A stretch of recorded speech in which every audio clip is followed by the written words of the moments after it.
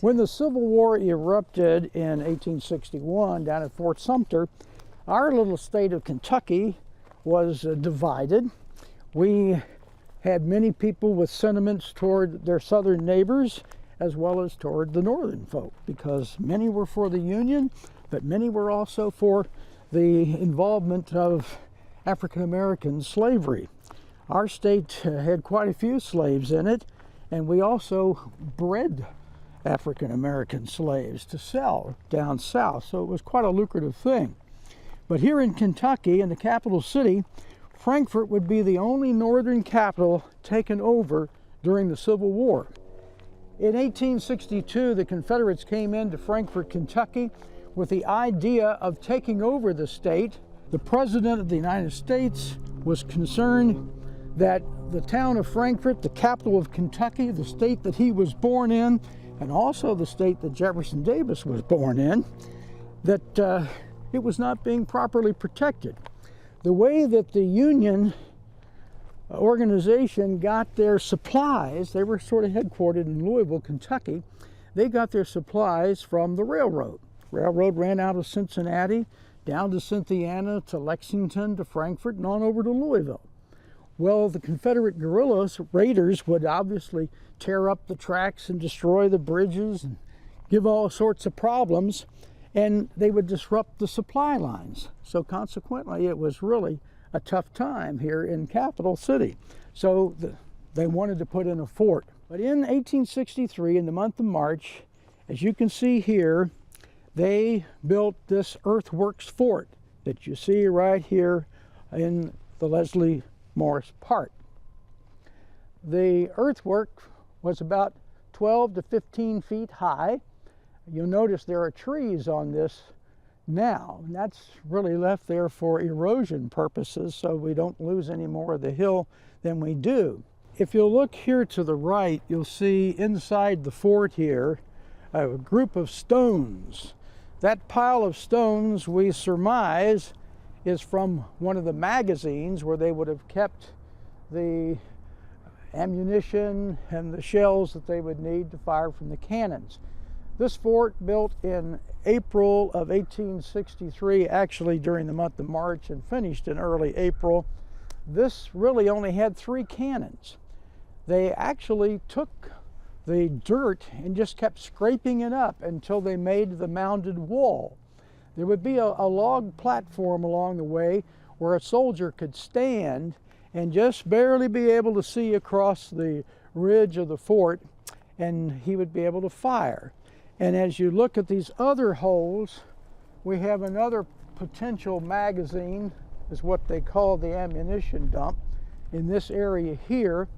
The only thing for sure that we know that they had in the fort were water barrels. There are no water barrels here in Frankfort on top of Fort Hill, no water source, so consequently they had to bring them up. There's an old military road which is still in existence today, and the mules would bring them up and they would have water stored here. You normally think of a fort as a place where people are stationed and they have tents and everything. That really wasn't the case here. They primarily stayed over in South Frankfort at Camp Gilmore. It was more accessible to the town. But when there would be some need to protect the community, then the soldiers could come up here. In 1864, there were no soldiers primarily here at the fort in Frankfort, Kentucky.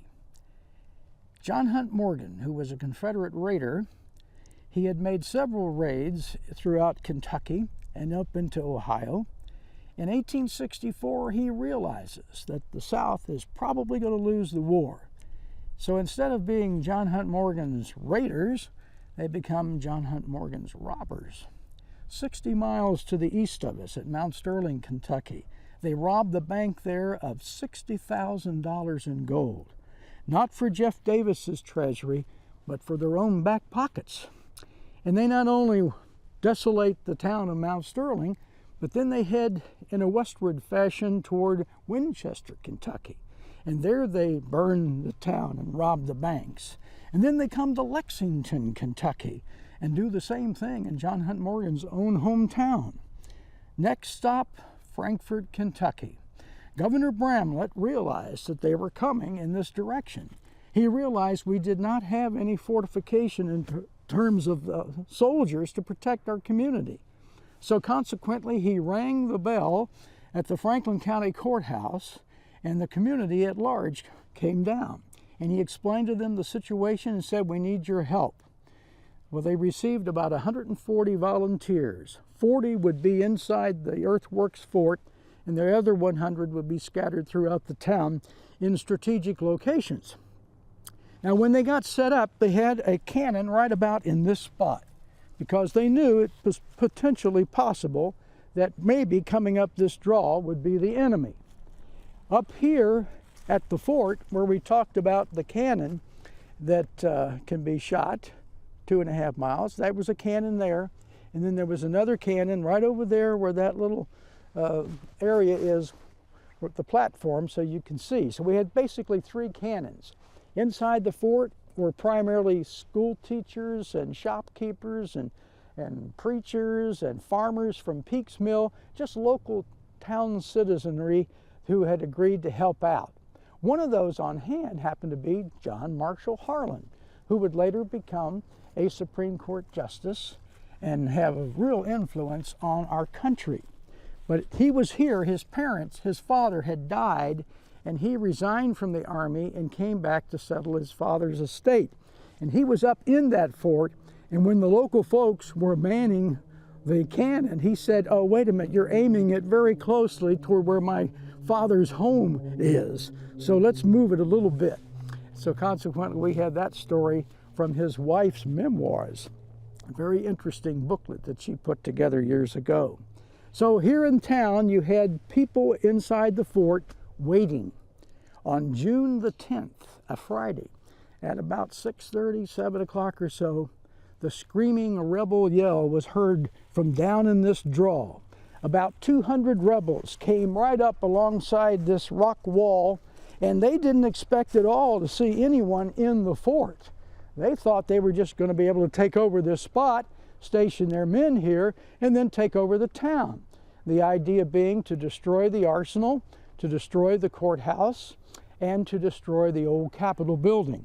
If they were successful in doing that, they might have caused a real problem for the city of Frankfort, Kentucky. You see, for many years, for over 75 years, the legislature, some of the members had been trying to remove the capital from Frankfort to either Louisville or Lexington, Kentucky. And if our main buildings were destroyed, the courthouse, the arsenal, and of course the Capitol building itself, the legislature, rather than build them back, might very well have chosen this time to vote for moving the capital to another community. So the townspeople literally saved the day for us. When the Confederates come up this draw and they immediately see a cannon right here, and the fellows that were at this cannon got scared, and they spiked the cannon so that it could not be used and ran up inside the fort. The Confederates got on the other side of the wall, kept their horses down below in a draw, and they shot back and forth between here and the fort. And this went on for several hours till it got about dark. They went back down the hill, circled through the Home Street area and on around to where the Buffalo Trace Distillery is today, crossed the Kentucky River there, and went along in what is Bell Point, Kentucky today, and crossed Benson Creek, went along Taylor Avenue, and came around to where 2nd Street School is located today. It wasn't there then, and that's where they spent the night. Early Saturday morning on the 11th, the Confederates came down to that bridge we talked about, the Iron Bridge, only at that time it was a covered bridge, and so consequently they asked them to surrender. Our men would not do so, and we had a fight throughout the day, and basically the Confederates gave up and left the city of Frankfort to its people with everything intact, basically, except for a few buildings our own citizens blew up here in the capital city.